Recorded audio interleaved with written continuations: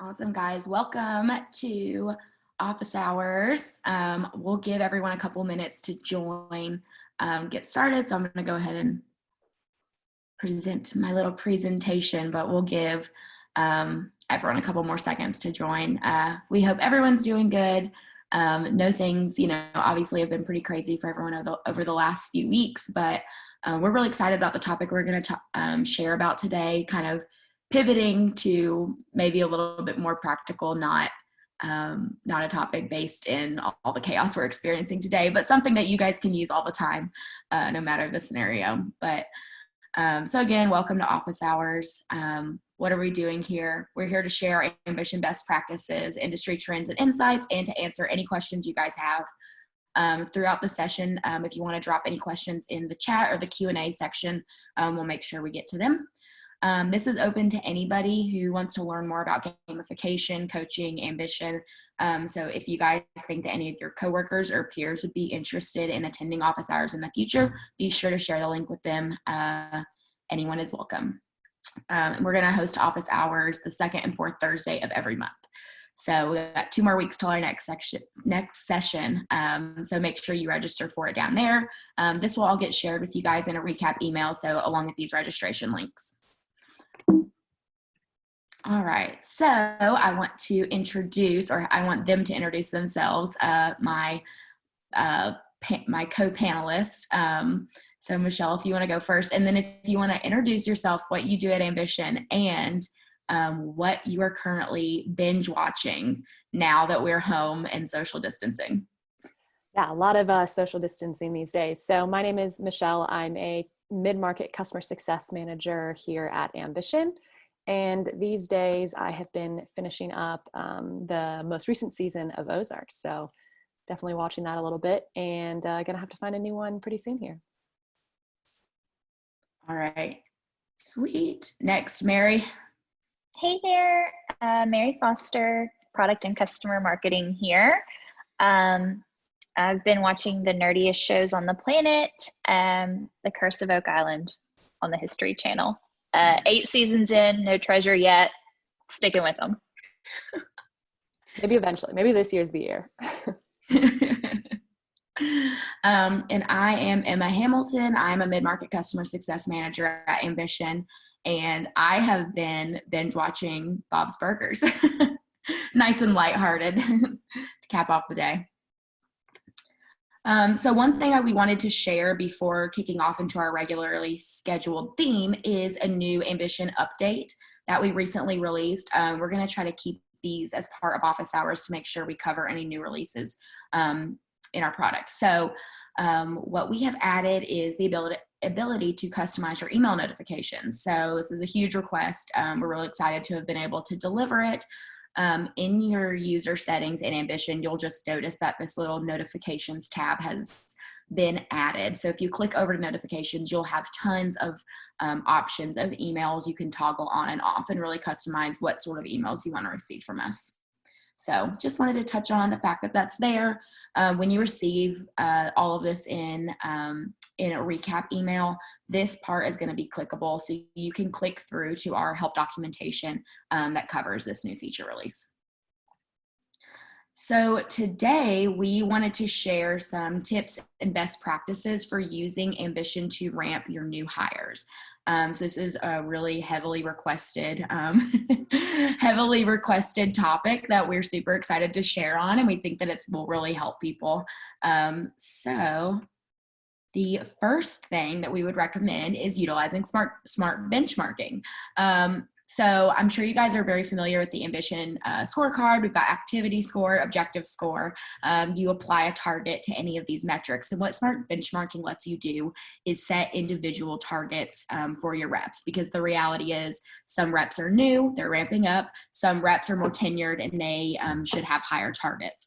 So this allows you to do that. And I'll be going into the platform right after this to show you exactly where smart benchmarking lives and how you can use that. But definitely number one go-to tool for ramping up your new hires. Michelle, just curious, what would you say the normal ramp time for like a BDR would be? Yeah, so Ramp times actually are really kind of like industry specific, company specific, depending on, how intense the product knowledge is that your BDR team needs to have. I would say probably 2 to 3 months is pretty normal for learning the company, learning the product that they need to be talking about. And because BDRs are typically the first entrance to your company and your product, you want to make sure that, they have a good face representing the company out there. So be really mindful in what kind of knowledge they need to have before jumping out and speaking with customers. Kind of on the flip side of that, I will say activity scores, those things like call time and number of calls or number of meetings booked. Some of those activities can be ramped a little bit faster because they don't need to be an expert in order to get out there and start making calls and sending emails. However, on the other side, there's different things that are part of like your objective score. Give them a little bit of a break or a little bit longer ramping time for some of those things. Be a little bit more general about the expectations there. So that's kind of my thoughts on that. Mary, anything to add there? Anything that I missed? I think you're spot on about saying it's pretty industry specific. And I love what Kira called out in the chat that, their group uses the smart benchmarking to give every person like their territory sales goals for the objective intervals. And I thought that was really smart and worth sharing. Yeah, that's awesome. Next feature that's perfect for new hires is the most improved leaderboard. So very commonly we'll see people use leaderboards in Ambition to showcase people stack ranking based on value in a metric. So highest amount of calls to lowest amount of calls. But we do have the option to rank people based on most improved. So this is great to showcase people who might not be your top performer, but week over week or day over day, they're doing better and better. And so as you can see, instead of seeing a value, you're seeing what that improvement looked like. So this is a really great way to showcase typically a different set of reps on your team rather than just your highest performers, people who are really gunning at getting better at their job. Another thing we'd recommend, I think this is super cool. And again, I'll go in the platform and show you all of this afterwards to make sure you guys know where to find this stuff. But I think it's a really good idea to create a group for your new hires. And the cool thing is you can tie different Ambition features to the new hire group so that as reps move in and out of the group as they're hired on and then ramp up to their normal level, the Ambition features that you've tied to the group will only apply to them while they're in the group. And then once they ramp up and they move on, those different features, like for example, this trigger, it's not going to apply to them once they move on to their normal level. So you can build triggers to celebrate new hire milestones, to really kick off the energy of your new hires, really bring them into the fold, encourage the rest of the team to celebrate with them. So for example, you can build a trigger for the first call logged, first appointment set, and then something that I really like is a 50% activity score email reminder, especially when users are remote, how they are right now. Your new hires, it might be a little bit more difficult for them to ramp and them to know exactly what they should be doing. And so by giving them that kind of 50% benchmark of activity score, you're saying, hey, you've done half the work, like you're on the right track, but continue going on. You have 50% left to go. And so to kind of give them those milestones and say, hey, yeah, you are on the right track and this is what you need to do to be successful. Michelle, any other ideas of ways that we can celebrate new hire milestones? Yeah, I love the triggers. I think another good way that I see people celebrating new hire groups is triggers. So creating an accolade that's only relevant to that specific group, something like a first meeting set, first meeting book, first close one opportunity, whatever those type of activities might be for your new hires. But I think that's a really good way to celebrate those first achievements. Yeah, that's awesome. And then last is a coaching program. So again, we've got that new hires group. And what you can do is you can create a coaching program that ends never. So it's a coaching program that goes on and on and on, and you guys select the cadence. So maybe it's twice a week that you want to check in on your new hires, once a week. You select the cadence. But the coaching program goes on forever.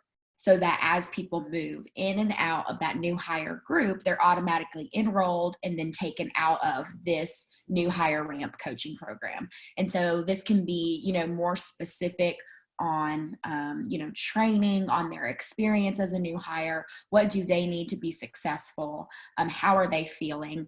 It's really important, we think, to kind of be more specified and take attention to those types of topics, as well as, make sure you're hitting your activity. Let's review your numbers. When it's a new hire, there's a whole different set of things you need to make sure you're touching on with them. Either you guys, Michelle or Mary, any good suggestions of questions that can be built into a new hire coaching program? Yeah, absolutely. And I'll let Mary touch on a blog that we did that covers a lot of different questions that we have, but a couple that I used when I was ramping with my manager, just really those like open-ended questions. What's been going well? Where do you see gaps in your training?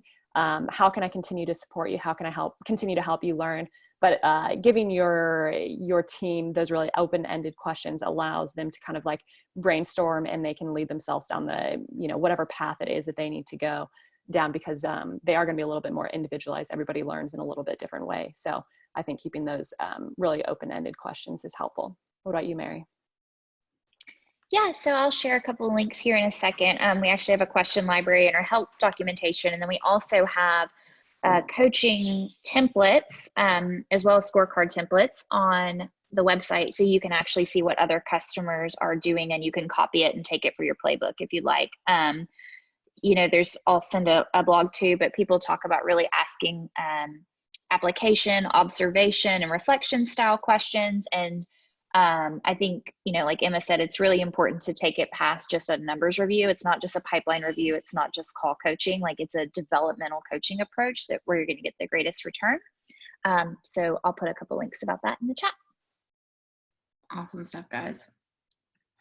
And then we have a resources page. So again, all this is going to get shared with you. I just wanted to make sure you guys have like a one-stop shop to get all the links to the help docs to, review this stuff when you guys check it out a little bit later on. So now I'm going to jump into the platform and go through some of the things we just talked about. Also, Mary sharing some great stuff in the chat. So great. So the first thing is smart benchmarking. So smart benchmarking lives over in your scorecard builder. So the same place you would go to make any types of scorecard adjustments. So we can click in there. We're going to look at the business development reps right now. And then where you go to set your activity score or your objective score, you'll notice both of them have this little blue calendar, and we can click into it. And this is where we can assign smart benchmarking. So it's automatically got business development reps and activity score pulled, but we can always toggle. Let's grab one of the metrics. So let's just talk calls for now. So this is where you can assign those personal individual targets. So let's say Donna's a new hire, and we want to set some realistic call targets for her so that she also has the opportunity to hit that 100% activity score and to know and feel confident that she's doing a good job as a new hire. And so you'll just adjust it there by clicking into the blanks and filling in. Maybe she's only going to make 10 calls a day. And so something to keep in mind is I'm in our demo site right now, and it's set for a daily activity score. And so that number I'm setting right there is a daily target, but it might be a little confusing because we have weekly kind of a calendar schedule up here. Just know that these are your daily targets, but it's only updated weekly. So we're giving them weekly, ramp kind of periods. So 10, maybe 20, 30 week 3, up and up until they get comfortable with making those 80 calls a day. But by setting those realistic daily targets, even though Donna's only making 10 calls a day versus her coworkers are making 80, that's a more realistic target for Donna as a new hire, and she's gonna be able to hit that 100% activity score, celebrate along with her coworkers, and they'll be able to pat her on the back as well, which will go a long way. If anyone has any questions about smart benchmarking, you can drop it in the chat. Michelle, Mary, anything I missed here, anything you want to point out here on smart benchmarking? Yeah, the only other thing that I would add, one other cool thing that you can do is we can actually adjust for the entire business development group. Like let's say this is a new hire business development group, and you can adjust it on the top line. So where the 80 is listed right above the 10, we can actually change that and ramp the entire team at once. So it's going to change for everybody on the team, which I think is another really cool feature, especially if it's, we're ramping that entire group. So you can make adjustments there as well. Yeah, that's a great point. Now I'll show you, I mentioned a couple times having like a new hire group. Where do we build that? Where does that live?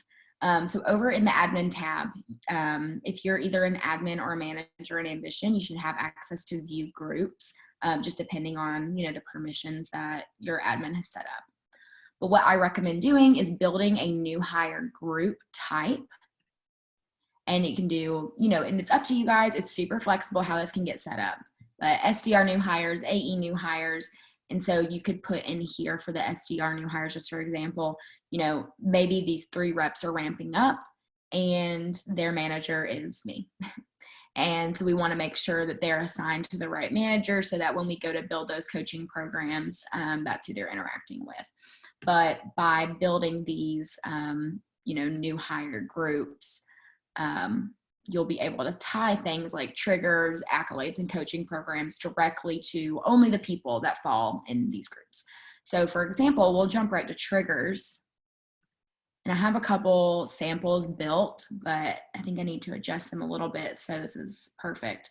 So this is an example of like a first call. So we want our team to, be celebrating a rep who made their first call. This is so exciting. So let's go in and see how that's built. We're going to be looking at real time to celebrate right when it happens.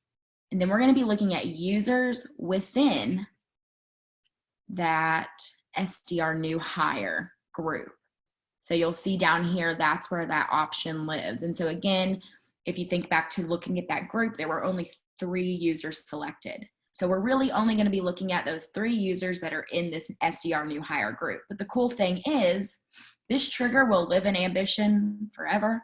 And as new hires come in and out of this SDR new hire group, this first call trigger is already built and it's in place. And so it's just there to continue, making that a traditional milestone celebration that your organization does.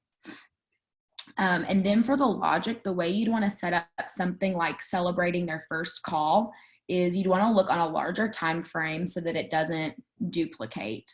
Because for example, if we look at a daily time frame, then we'd be celebrating the first call they make every single day. Maybe you want to do that, but for this one, I built it to look at a larger time frame. So we're pretty much just celebrating it once and done. Calls greater than or equal to 1. So it's going to celebrate when they hit that 1 first call and then never again. And then you can adjust where you want to send that. Do we want to send it to a TV? We don't have Slack built into our demo, but if you guys use Slack, 100% send it to Slack. That's my favorite place to see a trigger. Or you can send it to emails. So maybe you want to email blast the team or email blast the VP of sales or someone that, you want to kind of send up that new hire recognition. Pretty cool. And then you can always customize the field or customize the message. But I have a couple of the other examples in there as well. So first appointment set, it's built just the same as the first call, but we're looking at appointment set. And then the 50% to activity target is a little bit different. So I set this one up to be an email trigger, and that's wrong. So we're looking to notify the reps when they hit that 50% to activity target. So they, kind of get that peace of mind of like, cool, I am on the right path. I'm doing the right things. And I also know what I need to do to hit 100%. And so the build is the same, users within SDR new hires. For this one, since our activity score is daily, we are going to look at that daily time frame so that every day we're notifying that rep when they hit 50%. But what I put in the little message is, hey, you're on your way to your daily activity target. Keep up the great work. Check out your Ambition dashboard to see what else you need to complete today. Especially with everyone, going to remote work, we want to make sure that there's really clear expectations, especially for new hires that might be a little nervous or not so confident in what they're doing yet. Anything you guys can think of to add for triggers? I have a couple questions coming in for the past couple things we talked about. So back when you showed the bulk upload of like the benchmarking, you know how you could set it at the role and it fills in for everybody. Kara wanted to know, will that overwrite any existing customizations that have already been put in at the user level? Do we know about that? I wasn't sure myself. I believe so. Okay. And then the other question for the email triggers, how do you set the image GIF to show up in the message? There is a way to add an image. So if they're referring to, I'm not sure, the like the personal like user GIF that people set in their Ambition settings, that is going to be automatically tied to a Slack trigger if you guys use Slack. But if you wanted to just customize, for example, this 50% activity target, if you just wanted to customize, you can add, down here is the instructions for adding an image or a GIF to the message. And so you can just use this format and put it down in the message as well. But it wouldn't be that individual one that the users have set. This would just be one that you've decided to use in the message. If you want to tap into that custom user one, you'll want to do that in Slack. Thanks. Cool. And then Michelle mentioned another great way to celebrate new hires is accolades. So you can build accolades very similar to kind of building that trigger off of, you know, first appointment set, you know, what time frame. So we're looking at, again, I would select, you know, in accolades, actually, you can do a one-time award. So the first time, the only time they set an appointment for the first time, they're going to qualify for this accolade. And it's going to be based off a metric, based off appointment set and won. So whenever they hit that threshold, now they qualify for that accolade. Who's eligible? And so again, users within the new hire group. So this isn't going to, you know, encompass reps who have been at your organization for years and years. It's only going to drill in on the people that are brand new, which is awesome.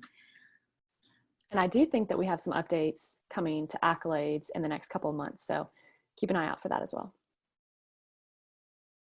Yep, you are right, Michelle. Some exciting stuff coming. Leaderboards. I know a lot of people are used to seeing leaderboards on TVs, but right now a lot of us aren't in our offices. So just know you can still access leaderboards in Ambition over here on the left-hand side. Super easy to adjust the filters up here to see whatever you'd want to see. So for example, I'm going to look at activity score for yesterday so that we get a full day's worth of data. For all my users, and we're going to rank by most improved value. So that's where you can make those adjustments. And now we're looking at, you know, Diego might not have had the highest activity score yesterday, but from yesterday versus the day before, he's the most improved, which is something to celebrate for sure. And then we got some stuff going on in the chat. I want to make sure I'm getting everything. Okay, awesome. And then coaching. So what I recommend doing for setting up a new hire coaching program is we're in the coaching management section right now. We're going to build a new program for new hires. And so this will be really simple, you know, new hire ramp coaching.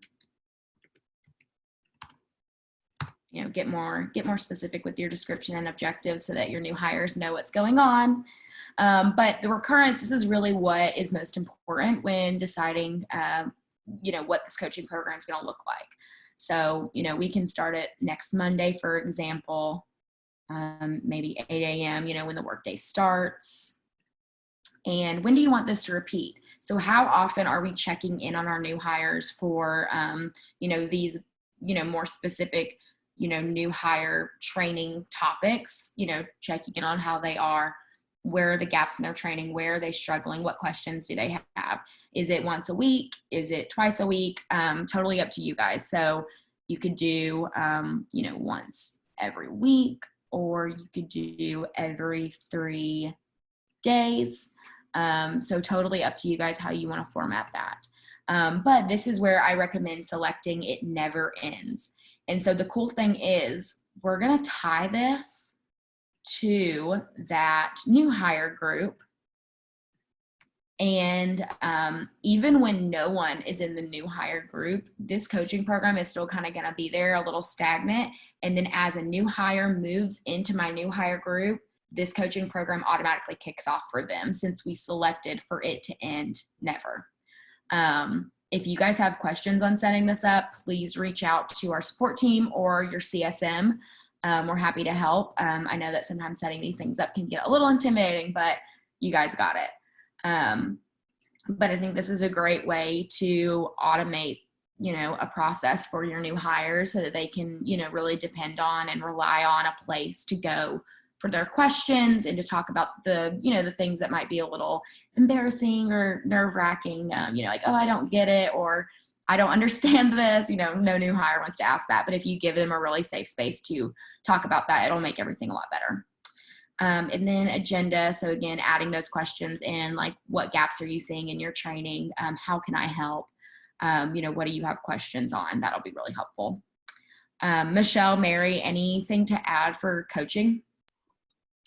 One cool thing that I just wanted to throw out there, when you talk about the cadence, like how often should we meet? For some of your more established reps, every other week is actually the cadence that the most successful sales organizations use. There's a great book called The Coaching Effect, and they go into that kind of thing, like how often are teams meeting, how long are the sessions. So I'd recommend that book to anyone. It gives you some great tips. But again, another benefit of that new hire group is, like, you don't want to go every other week, checking in with them. It's probably more weekly is what they're going to need, or like Emma pointed out, every 3 days. So I do think they need more touch points, and that's just another benefit of putting them in their own special group, like you're saying, as well as a lot of people ask what's the difference between like a program and a check-in kind of a thing. And the program, like you're pointing out, just really automates everything for you based on that hierarchy. So it just saves a lot of time versus a one-off check-in on the fly kind of thing. So that's it.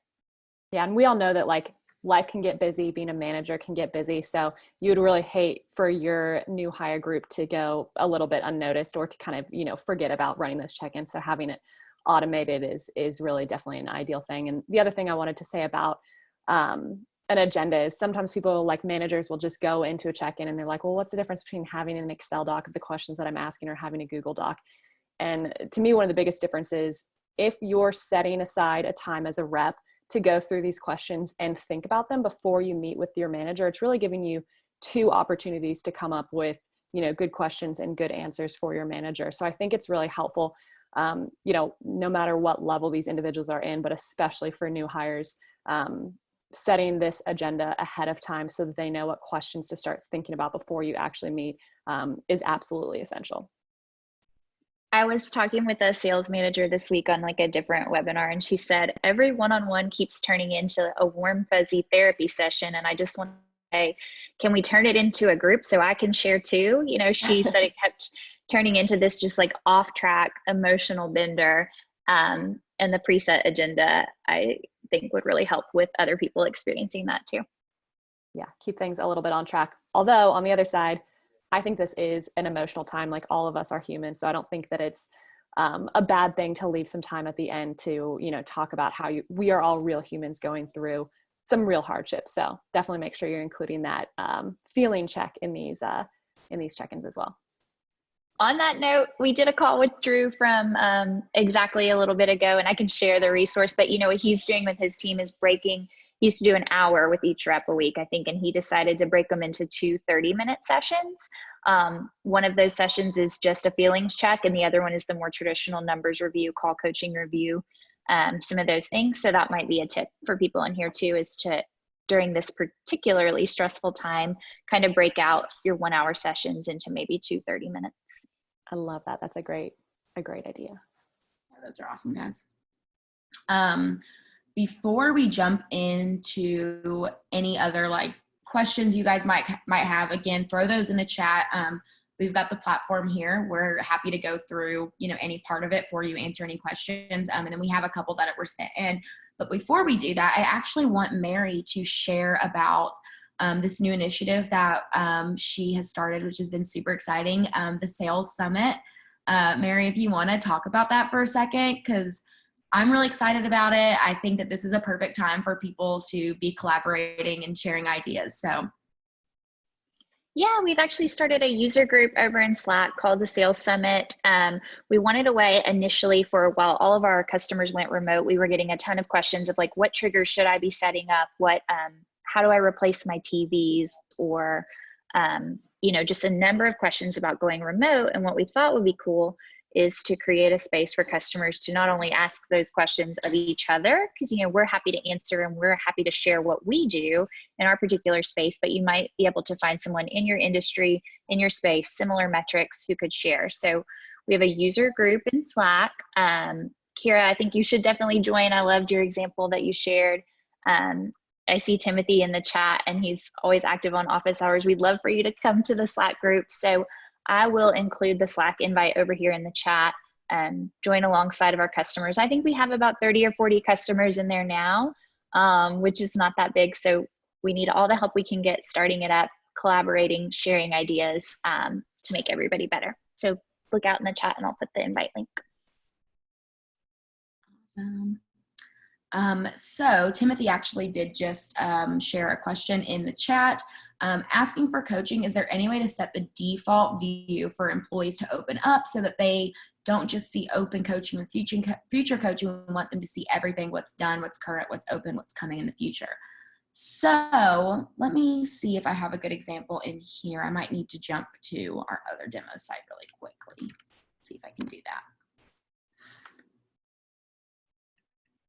So for example, and this might answer your question, Timothy, but if not, we can definitely talk to Nick Love, our product manager, on what you're looking to accomplish. So when a rep visits their coaching tab, they'll be able to see if they have any open check-ins, but also if they scroll down, they can see coaching history as well. So they'll see open check-ins, maybe not like way in the future, but what's currently open for them to be active on.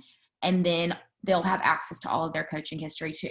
So hopefully that's helpful, and that's what you're looking for, because we have that. But if not, let us know, and again, we'll talk to our product team about learning a little bit more about what you're looking for.